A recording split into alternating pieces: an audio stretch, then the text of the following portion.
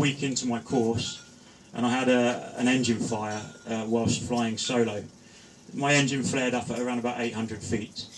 And no sooner as it flared, and I recognised that, and then I started to bring the aircraft in towards setting myself up for emergency landing, the fire breached the cockpit internally.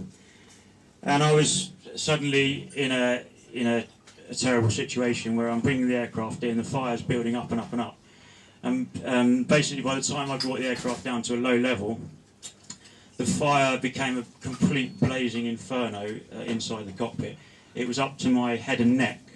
And I made a very hasty decision to sort of veer off of my line over a stretch of grass. And then I shut the engine and all the fuel pump and ancillaries and everything down. I got onto, I took my harness off and the headset off. I got on, opened the door on my left side and climbed onto the left wing. And I managed to make quite a dramatic leap off of the back of the left wing onto a grassy embankment. My motivation, if you will, if you like, for getting out was the fact that the fire was up to my head and neck, and I didn't envisage that I'd be able to land the aircraft properly. I hit the deck, still on fire. I was able to roll around in the dirt and the grass to smother the flames, and then pat the side of my head, which was actually still on fire. And then I rolled around a little bit more, just in absolute agony, thinking that I probably wasn't going to make it. But fortunately, the emergency services came to my aid within about 10 to 15 minutes, and it was a full-blown emergency response by the US authorities in Florida.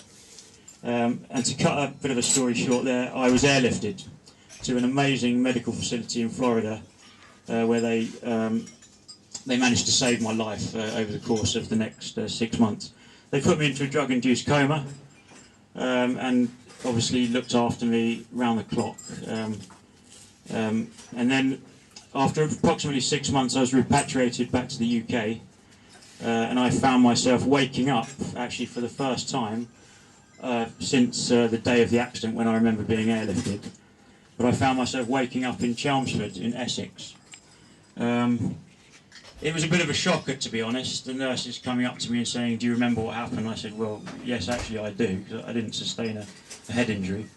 And they said, "Well, do you realise how badly sort of damaged you are?" And I didn't really know.